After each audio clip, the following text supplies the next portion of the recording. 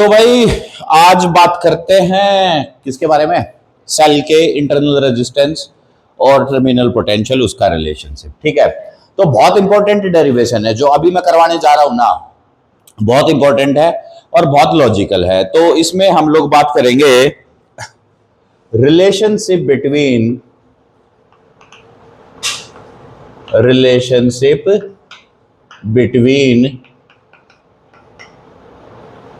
Internal resistance or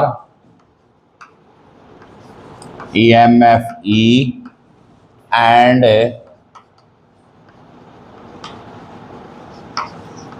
terminal potential V। ठीक है, क्या है ये relationship between internal resistance, EMF and terminal potential? क्या होता है जल्दी से बताइए हमें।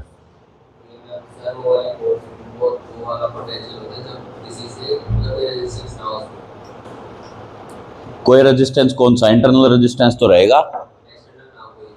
हाँ, तो वो कंडीशन में क्या होगा, करंट की वैल्यू क्या होगी?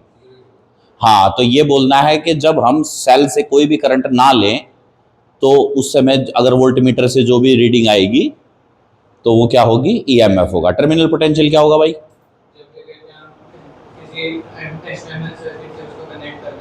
हाँ, एक्सटर्नल सर्किट से कनेक्ट कर दिया, कनेक्ट करने के बाद करंट फ्लो हो रहा है, अब जो वोल्टेज आएगी उस सेल की। हाँ, तो ये बताओ ईएमएफ और टर्मिनल पोटेंशियल में वैल्यू क्यों, में डिफरेंस क्यों होता है? सवाल जवाब देना है, मुस्कुराना नहीं है।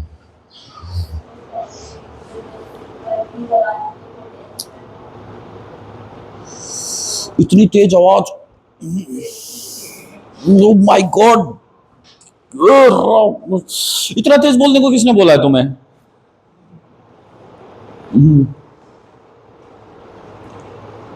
हाँ बोलो।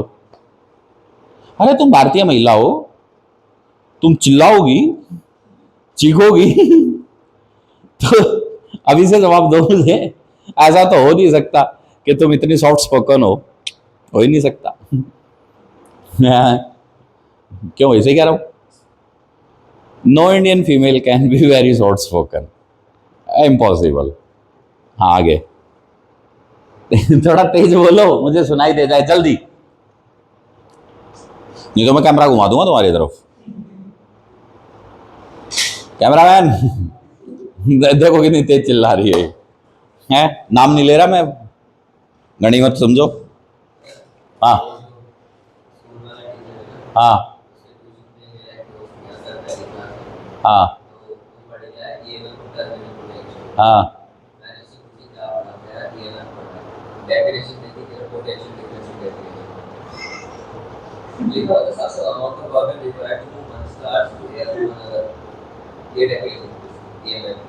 अच्छा, और टर्मिनल पोटेंशियल की डेफिनेशन?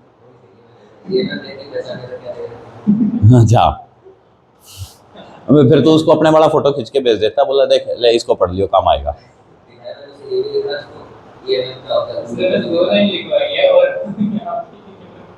है यहाँ 1 घंटा लग गया हमारा एक ईएमएफ को दिमाग में घुसाने में यार। वो तानसेन से एक बार पूछा था कि तानसेन था ना, वो एक संगीत वादक था, तो वो जो था भाई, जिस भी यार नाम भूल गया मैं, वो तानसेन वो अकबर के उसमें था वो। ठीक है, तो अकबर जो था, शायद अकबर ही था क्योंकि मेरी हिस्ट्री थोड़ी कमज़ोर है तो कॉप अप कर लेना। ठीक है, कहने का मतलब ये है कि मैं कैरेक्टर का नाम रख रहा हूँ अकबर, सही है गलत है वो तुम्हारा काम है। ठीक है, क्योंकि मुझे ऐसा याद आ रहा है कि अकबर ही था। तो अकबर को जो है ना वहाँ पर, अब वो जो उस टाइम के राजा महाराजा थे वो शौकीन तो सारे ही थे, आज वाले भी शौकीन है, बस अब उनकी दिक्कत ये है कि अब वो स्क्रीन पे देख लेते हैं, वो लाइव देखना पसंद करते थे, बात वही थी। ठीक है ना? हाँ, आज वाले जो है वो तकिए पे सर रख करके लेट जाते हैं, आसमान में देख रहे होते हैं, वो हाथों पे ऐसे फूल बांध करके और यूं प्रस्तुत किया जाए वो ऐसे होते थे। ठीक है ना? तो वो कह रहा था उससे, उसने बीरबल ने उससे पूछा था तानसेन, और अकबर ने ही पूछा था उससे कि भाई ये बता कि आज तो जब वो अपने आप ही मतलब रियाज कर रहा था, वो अकेला बैठा, तो उसको अकबर को वो पसंद आया कि यार तू तो बड़ा अच्छा बजा रहा है। बोला जब तेरे को सभा में बजाना होता है या जब मैं तेरे को कहता हूँ जब तो तू नहीं बजाता इतना अच्छा, अब तो तूने मंत्रमुग्ध कर दिया मुझे, इतना अंतर क्यों? तो उसने बोला कि जी अब जो मैं बजा रहा हूँ अपने मन से बजा रहा हूँ, मतलब अब जो ये मैं अपना संगीत बना रहा हूँ ये मेरा पैशन है, वहां जो है वो मेरी नौकरी है, मजबूरी है, और वो तो मुझे करना ही है। बात समझ में आ गई? तो यार कहने का मतलब ये है कि टीचिंग जो है वो तब फलती फूलती है जब इंसान का पैशन हो। ठीक है, अगर पैसे के लिए आदमी आ रहा है ना तो वो अलग ही दिख जाएगा वो। अच्छा, जो इंसान पैशनेट होगा ना टीचिंग में, वो बताऊं कैसे पहचाना जाएगा? वो पढ़ाएगा कम बकेती ज्यादा मारेगा, मैं तुम्हें सही बता रहा हूं, क्योंकि उसके पास इतना ज्ञान होगा ना बांटने को, वो निकल निकल के भागेगा। ठीक है। अच्छा, जो इंसान मजबूरी में आया होगा ना वो लिमिटेड बातें बताएगा। ये बस यहीं से पहचान लेना तुम अपने जीवन में कि ये टीचर पैशनेट है या ये मजबूरी का मारा है। हाँ, तो वो तो मैं तुम्हें टेस्ट कर रहा था ना, मुझे तो पता ही था, ऐसे थोड़ी यार ऑन रिकॉर्ड में गलत बोलूंगा। कमाल कर रहा है तू, हद हो गई।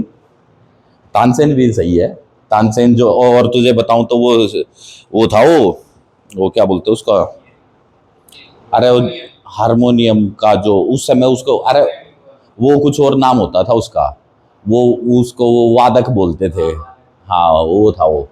एनीवे बात करते हैं इधर। तो यार देखो, इंटरनल रेजिस्टेंस ईएमएफ और टर्मिनल पोटेंशियल ये बहुत इंपॉर्टेंट हमारी डेरिवेशन बनने जा रही है, और इसको देखते हैं कैसे। देखो समझना अकलमंदी के साथ, ये लगाया मैंने सेल और ये हो गया सेल का इंटरनल रेजिस्टेंस। भाई अब इससे कुछ भी कनेक्ट, अरे इधर देखना, यहां देख, यहां यहां है, ठीक है। इससे अब आप कुछ भी कनेक्ट करोगे, इससे अगर आप कुछ भी कनेक्ट करोगे, यानी कि क्या कनेक्ट करोगे, एक्सटर्नल रेजिस्टेंस, वो हर बार पैरेलल में ही कनेक्ट होगा। बात समझ आ गई? ये इसका ईएमएफ है, ये एक्सटर्नल रेजिस्टेंस। अब ये हो गया सर्किट कंप्लीट। सीरीज में तो लगा के तुम सर्किट कंप्लीट कर ही नहीं सकते, तो इसका मतलब अनसेड है कि ये क्या है, सर्किट कंप्लीट है, पैरेलल कनेक्शन है। किसका? एक्सटर्नल रेजिस्टेंस का और सेल का। ये इसके साथ, ये दोनों एक दूसरे के पैरेलल होंगे। ठीक है। अच्छा, ये दोनों रेजिस्टेंस क्या होंगे एक दूसरे के? सीरीज में। ये दोनों रेजिस्टेंस क्या होंगे? सीरीज में होंगे। ठीक है। जबकि सेल के पैरेलल में होगा ये रेजिस्टेंस। अब अगर ये पैरेलल में है तो इसकी खासियत क्या होगी? तो जो पोटेंशियल पैरेलल में, जो पोटेंशियल इस टर्मिनल पे, इस ब्रांच में यहां होगा, वही पोटेंशियल यहां होगा। सही बात है, ये तो कोई दिक्कत नहीं ना। अच्छा, अब इससे अगर करंट आई जाएगा, ठीक है, तो लिख देते हैं, consider a cell of EMF E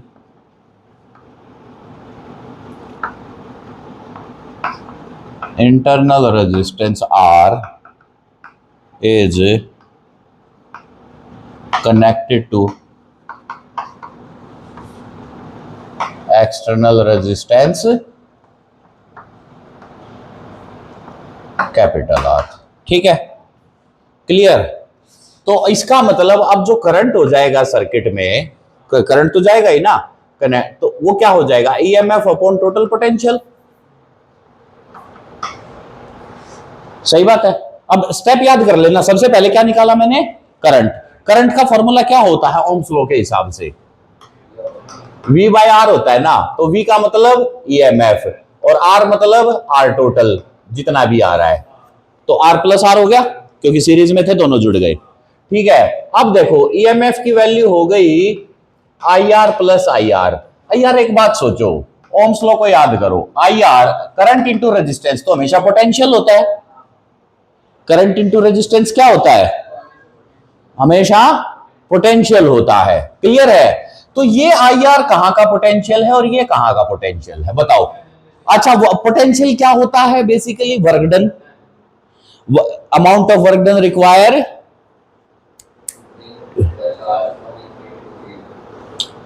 रट्टा नहीं समझो उस, अब वो जो डेफिनेशन थी उसको यहां अप्लाई करना है। तो amount of work done required to displace a charge from one point to other, ठीक है ना।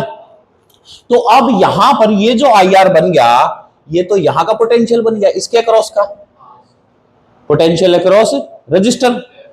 तो यार इसको मैं ऐसे कह सकता हूं, this I R is equal to potential difference across R, सही बात है।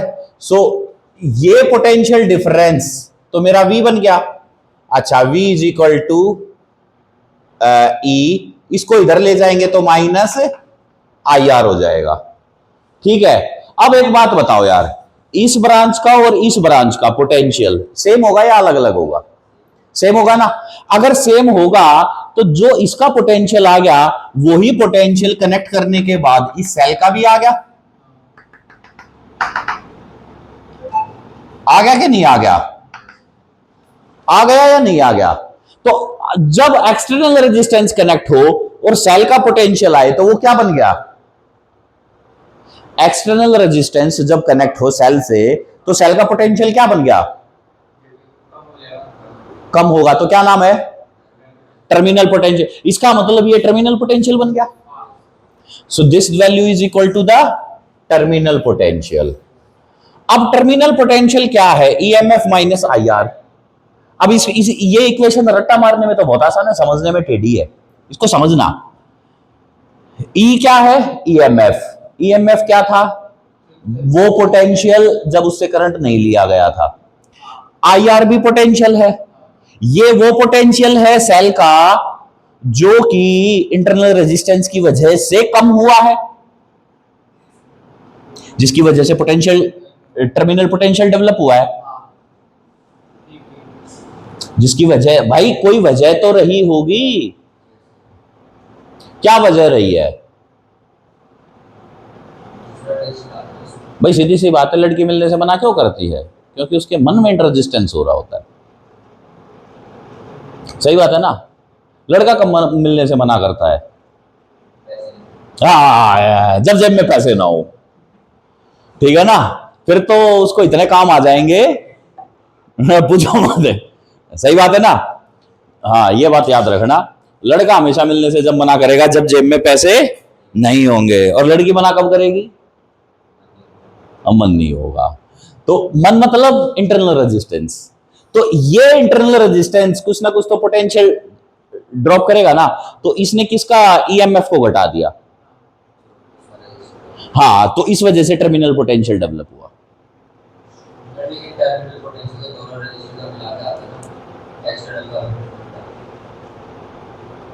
ऐसा कैसे? ये कहां से सीखा है तू?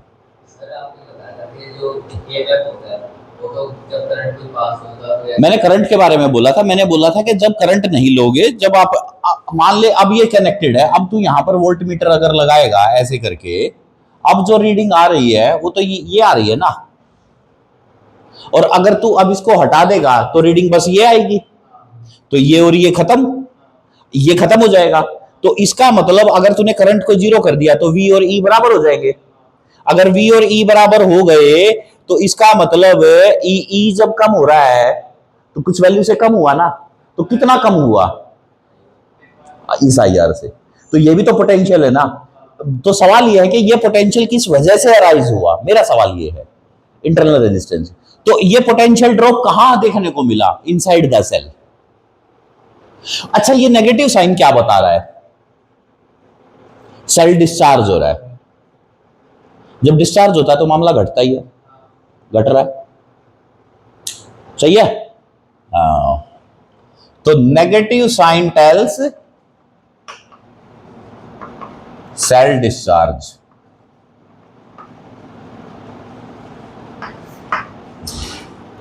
सेल डिस्चार्ज हो चुका है, ठीक है। अगर सेल को चार्ज करेंगे तो ये प्लस हो जाएगा, ठीक है। कैसे हो जाएगा? For charging V is equal to E plus IR। क्योंकि आपको बाहर का पोटेंशियल ईएमएफ से ज्यादा देना पड़ेगा। कितना ज्यादा देना पड़ेगा? जो आर की वजह से ड्रॉप हो सकता है। इसीलिए आपके चार्जर का पोटेंशियल आपके फोन के पोटेंशियल से ज्यादा होता है। ठीक है, बात समझ में आ गई? हाँ, तो चार्ज हो ही नहीं पाएगा। इसीलिए आप आजकल जो है ये स्पेसिफिक चार्जर तभी आते हैं। ये थोड़ी है कि चार्जर तो हर चार्जर डीसी ही देगा। ठीक है, लैपटॉप का चार्जर तुम फोन में थोड़ी लगा दोगे, और फोन से न्यू तो फिर लैपटॉप में फोन वाले से काम चला लेते, काहे एक्स्ट्रा पैसे खर्च हो रहे हैं। डीसी तो आ ही रही है, पोटेंशियली तो बढ़ाना है। ऐसे थोड़ी होता है भैया, पोटेंशियल की वे तो। और आपको एक बात बताऊं, करंट हमारे लिए इतना मायने नहीं रखता, हमारे लिए पोटेंशियल वोल्टेज मैटर करती है। क्योंकि voltage is the measurement of energy. मैंने हमेशा क्या बोला आपको, वोल्टेज को क्या मान के चलना है? एनर्जी मान के चलना। पोटेंशियल को क्या मानना है? एनर्जी। करंट को मानना है फ्लो। तो फ्लो तो हमारे लिए मैटर करता ही नहीं, हमारे लिए तो एनर्जी मैटर करती है। ठीक है, तो ये हो गई equation discharging of the cell की। ठीक है, अब देखो भैया, इसी में अगर करंट जीरो हो जाए तो V बराबर E हो जाएगा। तो terminal potential is equal to EMF of cell. ठीक है ना, इसको लिखो जल्दी से, फिर आगे बताता हूं तुम्हें मैं इससे आगे की कहानी। जल्दी से सर्किट डायग्राम बनाओ, चलो। इसलिए मैं तुम्हें यहां से मैं पता क्या सिखाना चाह रहा हूं। When you go for a job or for any work, do not put any unexpected expectations in your career, नहीं तो मार खाओगे। अपने कैरियर में कभी भी कहीं पर भी अनएक्सपेक्टेड एक्सपेक्टेशंस रखनी, आज का यूथ बहुत बड़ी गलती कर रहा है ये। ठीक है ना, मैं बहुत सारे ऐसे बच्चों को देखता हूं जो कि रातों रात अमीर होना चाहते हैं। मैंने कहा वो तो एक ही जरिया है भाई, या तो आरसीबी पे लगा ले या पंजाब पे लगा ले, और एक सीधे 1 करोड़ लगा ले। मैं कहा या तो रोड पे और ना तो बेटा फिर तो तू चांद पे, दो में से एक काम है। ठीक है, मैं कहा एक बार को तो वो भी सोचेगा सटोरियो। ये कौन आ गया, बोला भैया लगाओ 100 पेटी। मजा तो तभी है। एनीवे, तो भैया देखो अब V बराबर E हो गया। तो अब इसको समझना, यहां पर जब करंट जीरो हो गया तो ये वैल्यू आ जाएगी। ओके, अब देखो हमें पता है यूजिंग ओम्स लॉ इक्वेशन को यूज करते हैं, V अपॉन R बराबर I होता है। ये ओम्स लॉ की मैंने क्या करी, स्टैंडर्ड इक्वेशन यूज करी।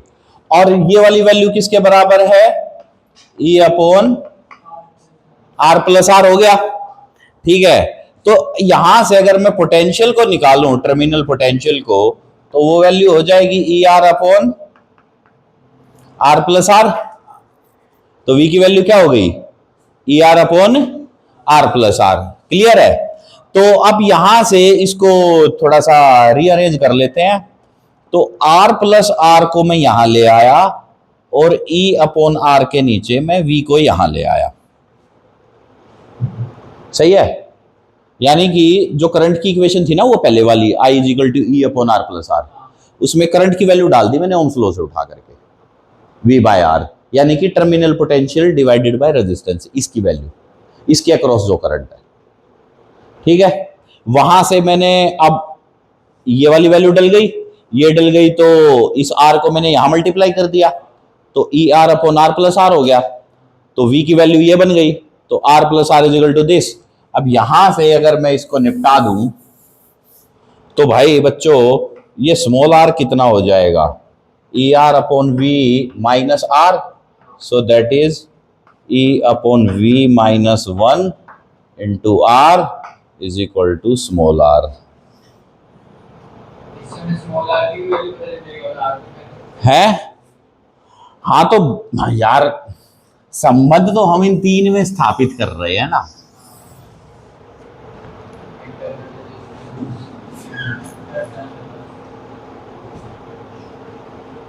ठीक है ना? तो सेल में तीन क्वांटिटीज होती हैं, आर, ई और वी। सही है ना, याद रखना। अंदरूनी रुकावट होती है स्मॉल आर, ठीक है।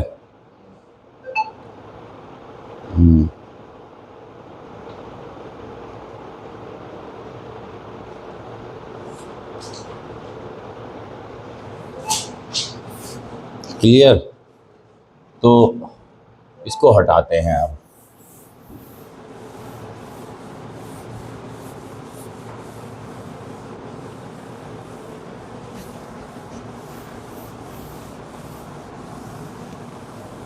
अब यार देखो, इसमें ईएमएफ वर्सेस एक्सटर्नल रेजिस्टेंस का इसमें ग्राफ बड़े इंपॉर्टेंट है।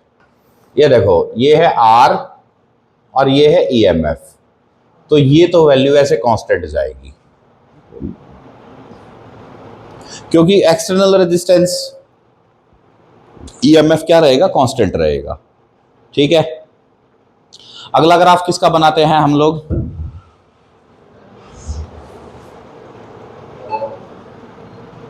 वी वर्सेस आर का, ठीक है। ये वाली वैल्यू कुछ इस तरीके से जाएगी, ये वी वर्सेस आर का ग्राफ हो जाएगा, ठीक है।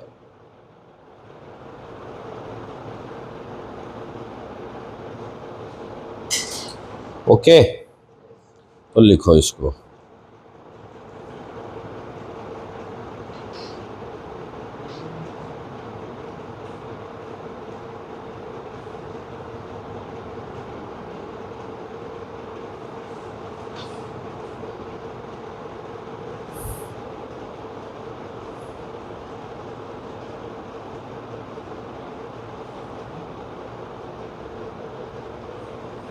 क्लियर? ये दोनों ग्राफ याद रखना। तीसरा होगा पोटेंशियल वर्सेस करंट का। तीसरा ग्राफ क्या होगा?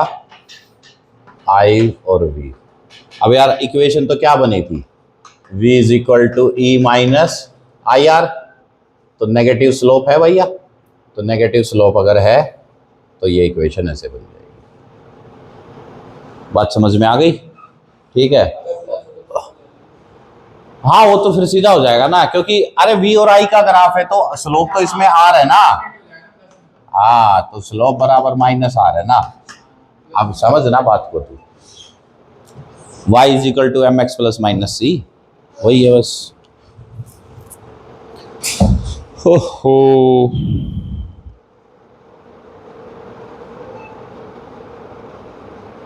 अच्छा, अगर मान लो कि ये दोनों R और R बराबर हो जाए तो क्या होगा?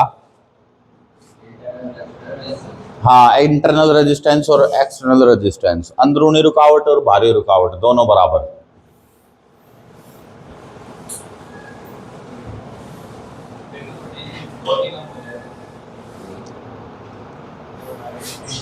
अरे यार, V is equal to E minus R है, ठीक है, और तेरे पास R की वैल्यू आई है E by V minus one into are.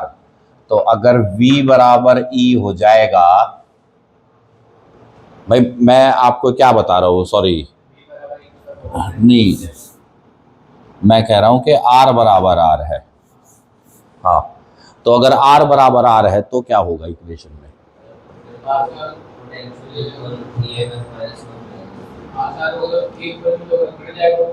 क्या क्या बोला तू?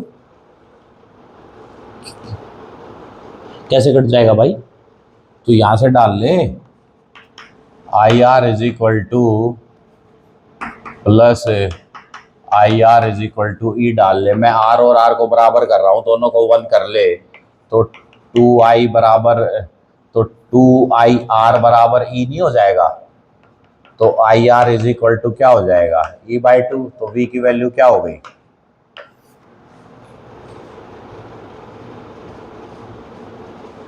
क्या समझे?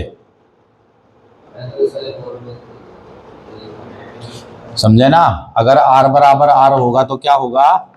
Terminal potential is equal to half of EMF। ये स्पेशल कंडीशंस लिखवा रहा हूं मैं सारी की सारी। टर्मिनल पोटेंशियल किसके बराबर, याद कर लो इसको, जब एक्सटर्नल रेजिस्टेंस और इंटरनल रेजिस्टेंस बराबर हो तो वैल्यू इतनी आ जाएगी। और अगर तू इसका ग्राफ देखेगा ना तो v की वैल्यू E/2, तो अगर ये वैल्यू यहां पर आकर के, तो देखो EF कांस्टेंट यहां हुआ है, यहां हो गया ना, तो यहां अगर इसका EMF आया है तो इसकी हाफ वैल्यू ले, तो इसकी हाफ यहां बनेगी इस प्रकार से, तो ये पॉइंट आ जाएगा E/2 का। ठीक है, इसको थोड़ा ऊपर लिख लेना, ये ऐसे है और ये वाला पॉइंट E/2 का है, तो इस तरीके से आप लोग इसको समझ सकते हो। ठीक है, लॉजिक क्लियर हो गए।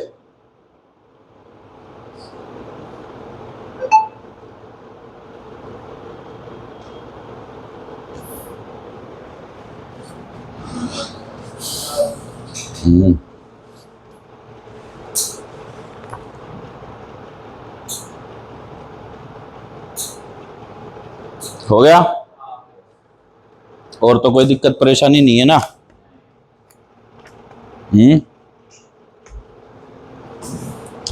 अब देखो इस पे क्वेश्चन कराता हूं।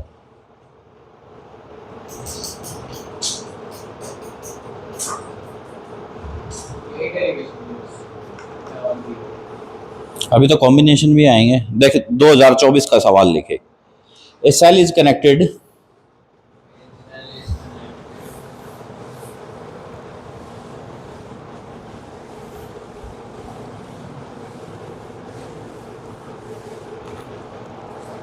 A cell is connected across a external resistance 12 ohm, यानी कि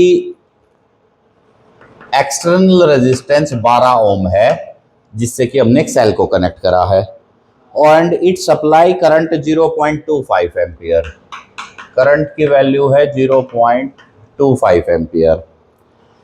when the external resistance is increased by 4 ओम, अब समझना रे, जब एक्सटर्नल रेजिस्टेंस को मैंने 4 ओम से बढ़ाया, ठीक है, इज इंक्रीज्ड बाय 4 ओम, तो एक्सटर्नल रेजिस्टेंस, तो R1 ये आ गया, तो R2 उसने दे दिया 12 plus R1, 4 plus R1, that is 4 plus 12 is equal to 16 ohm, तो R2 की वैल्यू है 16 ohm. The current reduces to 0.2 ampere, तो करंट की वैल्यू I1 तो ये थी, I2 की वैल्यू आ गई 0.2 एम्पियर। फर्क बहुत छोटा सा है, देख लेना समझ में। ठीक है, calculate the EMF and internal resistance of the cell, तो आपको अब बताना है कि इसका EMF और वो सब क्या है। तो यार अभी देखो बच्चों, फॉर्मूला क्या था, I is equal to E upon R plus R, तो I1 के लिए अगर मैं लगाऊंगा तो 0.25 is equal to EMF by 12 plus R, और ये हो जाएगा 0.2 is equal to EMF upon 12 और 4 16 प्लस R। ठीक है भाई, 16 प्लस R ये हो जाएगा। अब ये इक्वेशन फर्स्ट है, ये इक्वेशन सेकंड है, दोनों को डिवाइड कर दो यार, और क्या, पहले को दूसरे से डिवाइड कर लो। ठीक है, क्लियर।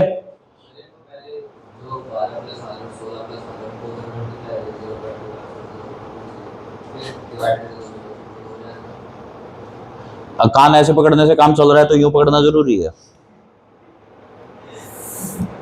भाई।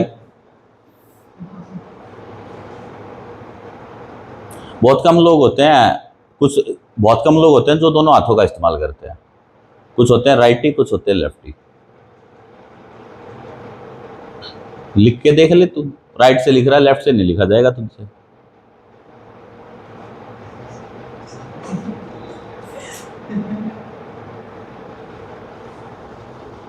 ठीक है, डिवाइडेड फर्स्ट बाय सेकंड कर दो डिवाइड। हाँ भाई आ गया, है? ना ना, ट्राई कर ले। तेरे चेहरे की हंसी बता रही थी, तू कुछ और सोच रहा था। मैंने कहा ये तो उल्टा पड़ गया मेरे ऊपर। ठीक है, समझ में आ गई? अब आ गया 5/4। तो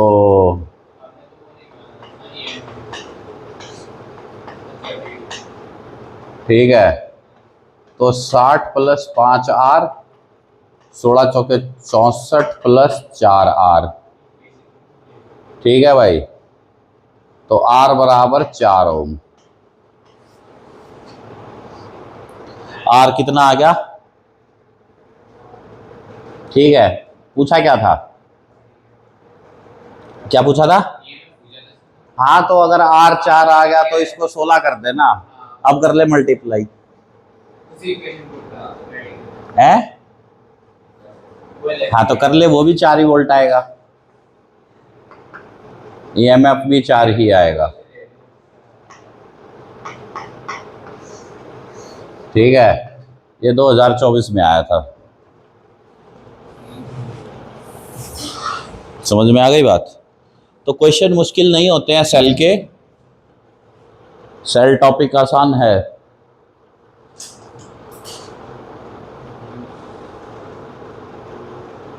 अरे वो तुम्हारे वाला वो जो है वहां सवाल, वो उस तरीके से तुम्हें स्कूल में दुखी कर रहा था, यहाँ ना करा रहा। कितने जा रहे हैं उसमें? बस इतने मत्था पच्ची पेल के 4, इतने में तो उसका 25 किलोमीटर का खर्चा भी ना निकले, पेट्रोल कहाँ से जलाएगा? और हाँ हाँ, और 7 वो देगा, और कम से कम भी जो है भाई 70-80% यहाँ, मतलब इसका वहाँ का खर्चा। ठीक है, तो 7-7 नहीं, 7-8-56, हाँ, तो 1400-1500 रुपये यहाँ जाएंगे। है 7,000 रुपये कितने में पड़ा रहा है? 800 में, 700 में, 1200 में? हाँ, तो 12 तो 84 हो गए ना वो, तो सही है फिर। है यार, ये पता नहीं भाई इस देश में क्या हो रहा। मेरे से तो जिंदगी में हुआ नहीं है काम। 40 साल उम्र हो गई यार, 12-13 साल तो मुझे इस एरिया में पढ़ाते हुए हो गए, गुड़गांव से यहाँ आए हुए। तो भाई ये मान लो, ये वाली हरकत मुझसे आज मैं पूरी नांगलोई को चैलेंज दे सकता हूँ कि पूरे एरिया में अगर कोई भी एक बच्चा पिछले 12 साल में उठ के अगर ये कह दे कि हमारे को संदीप सर ने इस तरीके से प्रेशराइज करा था, या कोई भी बच्चा कहीं से भी आ जाए, मैं ऑन रिकॉर्ड बोल रहा हूँ यार, ऐसे जरूर मिल जाएंगे कि हमारे बुरे वक्त में सर ने हमारा टाइम दे रखा है। ठीक है, ऐसे बच्चे जरूर मिल जाएंगे, लेकिन ये वाले काम मेरे से नहीं हुए कभी। और बता रहा हूं बच्चों, कभी भी है ना, चाहे कोई कितना ही तुम्हें, मैंने बड़े बड़े, देखो थोड़ा सा भगवतिक रूप जब इंसान में आ जाता है ना, या थोड़ा आपका धर्म के प्रति जब आपकी आस्था बढ़ने लगती है, तो आप बहुत कम में संतुष्ट होते हो। ठीक है, इंसान की सेटिस्फैक्शन अनलिमिटेड भी है और कुछ है भी नहीं, ये दोनों तरीके से मान लेना। देखो, मैं तुम्हें अपने जीवन के तजुर्बे से बताऊं ना, तो मैंने, ऐसा नहीं है कि लाइफ में कि भाई मैंने साधु संत वाला ही जीवन जिया है। ठीक है, एक नॉर्मल आम इंसान वाली जिंदगी भी डिजायर्स मैंने रखी हैं, फुलफिल भी करी हैं, और उनको छोड़ने के बाद जो दुख महसूस हुआ था वो भी फील करा। उनके साथ रह के जो एंजॉयमेंट था उस समय का, टेम्परेरी एंजॉयमेंट, वो भी फील करा। नतीजा पता क्या निकलता है? कि वो एंजॉयमेंट ही दुख है। जिसको हम एंजॉयमेंट कंसिडर करते हैं ना, वो दुख है, वो खाम खा की बसड़ है। खाम खा के सिरदर्दी हम अपने मोल लेते हैं। नहीं नहीं यार, मैं वही तो कह रहा हूं ना, थॉट्स की बात है ना, बात विचारों की है। आप किस तरीके से अपने विचारों को लेके चलते हो, सारा मामला वही है। देखो, तुम अपने दोस्तों की बातों से इन्फ्लुएंस होगे, तो सीधी सी बात है, जिस दोस्त से इन्फ्लुएंस होगे काम वही करोगे। मेरे एक्सरसाइज से, मेरे वर्कआउट से अनेकों बच्चे ऐसे हैं जो नॉन साइंस बैकग्राउंड के हैं, जो सिर्फ मेरे एक्सरसाइज रूटीन, मेरे फिजिकल वर्कआउट, इन चीज़ों से इम्प्रेस्ड हैं। और तुम्हें मैं बताऊं कि वो लोग जब भी मैं ऐसे रोड पे कहीं मिल जाता हूँ ना, बहुत रिस्पेक्ट देते हैं, बहुत। एक बार को मेरे साइंस के स्टूडेंट्स जो होते हैं, हमारे नीट के बच्चे, वो अगर सिलेक्शन ना हो तो वो एक बार मुंह फेर के जा सकते हैं, लेकिन वो बच्चे, भाई साहब, मैंने अपने जीवन का एक्सपीरियंस बता रहा हूँ, वो चाहे कहीं भी हो, वो बहुत रिस्पेक्ट करते हैं। ठीक है, तो ये जो चीज़ें होती है ना आपके जीवन में, अगर आपको जीवन में कुछ कमाना है तो पॉजिटिविटी के साथ कमाओ। हाँ, ये ज्ञान यूट्यूब पर, गूगल पर बहुत है कि शक्ति पैसे की ही है, the power is money, money is everything. बात सही है, ये बात सच है कि money is everything, but at certain stages of life you would surely feel that money is not everything। ठीक है, एक हमारे वो है एक इस पे YouTube के ऊपर एक टीचर थे, वो बड़े अपने आप को शक्तिशाली का परचर्स में वो ज्ञान पेला करते, शक्ति ये शक्ति वो। इलेक्शन लड़ने चले गए, हालत खराब हो गई। ठीक है, फिर कह रहे जनता का जनादेश में क्यों, अब थ्योरेटिकल ज्ञान क्या धरा रह गया। तो भाई ऐसा है कि क्लास में खड़े होकर के आपके सामने हवाबाजी में कुछ भी मारा जा सकता है। सच्चाई टीचर की वही होती है जो अपने लाइफ के एक्सपीरियंसेस आपके सामने रखे। ये तो बकेतीबाजी में हम भी कह देंगे, I know I have walked on beach with the bear and 3 waves round. ये ड्रामे तो कोई भी पिल देगा, बट सच बात ये है कि यार वो लाइफ थोड़ी है, वो कोई ऑब्जेक्टिव थोड़ी है। ठीक है, अगर तुम किसी की गर्लफ्रेंड से इम्प्रेस हो रहे हो और तुम्हें लग रहा है यार इसके पास तो बंदी हो, पता नहीं क्या है, मान के चलना शुक्र है तुम्हारे पास नहीं है, क्योंकि कम से कम सिरदर्दी नहीं है। सही बता रहा हूँ। ठीक है, तो चीज़ें रहती हैं। एक क्वेश्चन और कर लेते हैं, फिर मूड बन गया। लिखो, एक बैटरी है जिसका ईएमएफ है 12 वोल्ट। ठीक है, बैटरी है, ईएमएफ है 12 वोल्ट। सवाल आ गया, और जिसमें इंटरनल रेजिस्टेंस है 4 ओम। ठीक है भाई, हो गया। इसको एक एक्सटर्नल रेजिस्टेंस से कनेक्ट करा गया, कर लिया गया जी। आर के साथ कनेक्ट करा, हमें नहीं पता। If the current in the register is 0.5 ampere, अगर करंट की वैल्यू 0.5 एम्पियर है बच्चे, तो आर बता और वी बता। तो तेरे को ये बताना है आर कितना है, एक्सटर्नल रेजिस्टेंस कितना है, और तेरे को बताना है टर्मिनल पोटेंशियल कितना है। ये सीबीएसई का ये सवाल है, 2020 का है भाई। अच्छा, कैसे निकाल दिया? तू तो पता नहीं क्या करते। तुम तो कुछ भी कर सकते हो, तुम तो कुछ भी कर सकते हो भाई साहब। कर दिया ना, और मैं बोल रहा हूं तुम कुछ भी कर सकते हो, और फिर भी अकल नहीं जा रही है कि अलार्म बजा दिया है सर ने, समझ ले बात को। लेकिन नहीं, ओवर कॉन्फिडेंस इसी को कहते हैं बेटा, चकनाचूर हो जाओगे। ठीक है, वैल्यू डाल दी है मैंने, तो भाई 1/20, तो R प्लस R बटे 20 बराबर 12। ठीक है, समझ में आ गई बात? तो बताओ R कितना आया?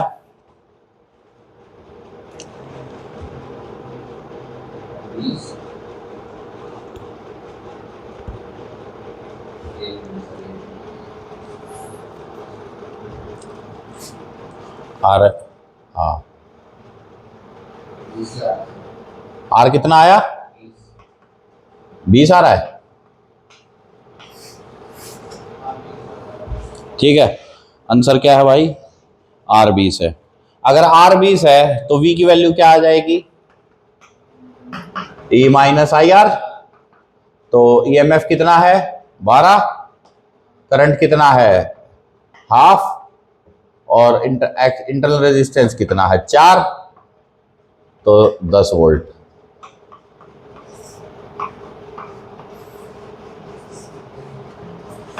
ठीक है, तो आपको क्या पता लगा? या आपको ये पता लगा कि अगर ये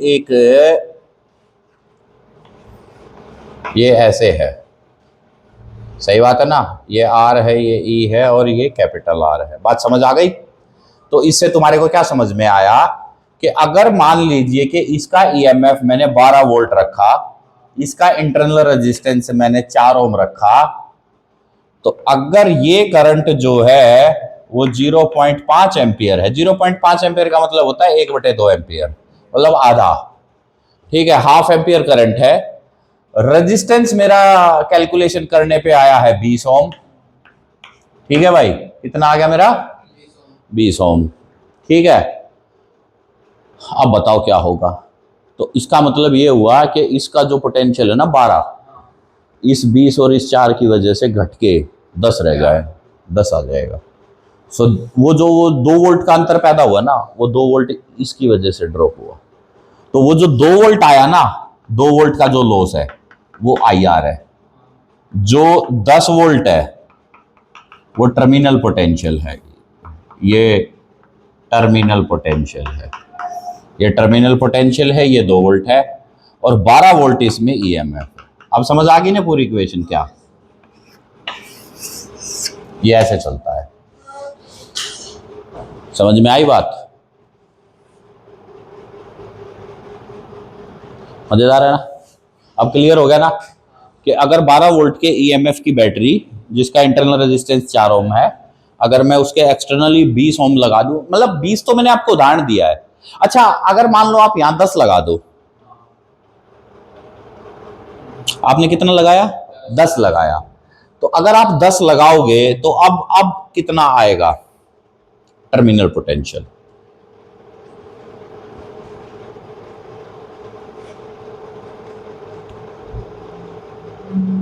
अरे 10 जमा 4 14, तो 12/14 हो गया ना, है ना?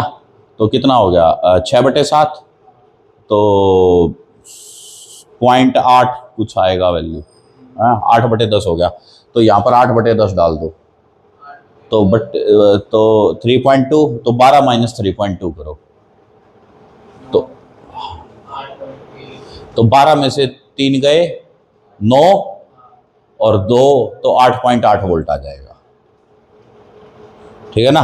तो इस तरीके से हमारे को अंतर पैदा रहते हैं कि कौन सी वैल्यू किस तरीके से घटेगी, कौन सी किस तरीके से बढ़ेगी। तो यही, और ये मैंने जो आपको 3 ग्राफ बताए थे, उस ग्राफ को एनालिसिस कर लेना। तो आज हमने सीखा कि इंटरनल रेजिस्टेंस, ईएमएफ की डेरिवेशन, उसका ग्राफिकल एनालिसिस, उसकी special condition, equation of charging and discharging. ये डिस्चार्जिंग इक्वेशन होती है रे ये, और चार्जिंग में यहाँ प्लस आ जाएगा अगर। और वो जो मैंने कल बताया था ना कि चार्ज में करंट किधर जाएगा, बताना एक बार। जब सेल को चार्ज करेंगे तो करंट क्या होगा, लिखवाया था मैंने।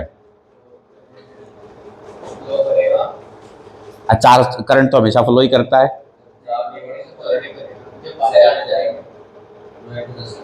हाँ, तो इसका मतलब, और जब डिस्चार्ज होगा तो सेल से बाहर जाएगा। तो ये इक्वेशन किसकी है? बाहर जाने वाले की। ठीक है, और जब सेल की तरफ करंट आएगा, जब उसको चार्ज करेंगे चार्जर लगा के, तो वो क्या होगा? यही तो है गेम, यही तो पहचानना है तुम्हें। हाँ यार, वो तो क्वेश्चन को, अब उसके लिए तो हम कोई भी क्वेश्चन किसी भी तरीके से रख सकते हैं। हाँ, जैसे कि अगर मान लीजिए कि अब वो कह रहा है कि भाई एक सेल है, उसको एक हायर वोल्ट पोटेंशियल की बैटरी से कनेक्ट कर दिया, तो अब आप उस, हाँ, तो अब ये लॉजिक लगाना पड़ेगा ना कि उसने कह दिया कि मैंने एक 10 वोल्ट की बैटरी को एक 18 वोल्ट की या 12 वोल्ट की बैटरी से कनेक्ट कर दिया,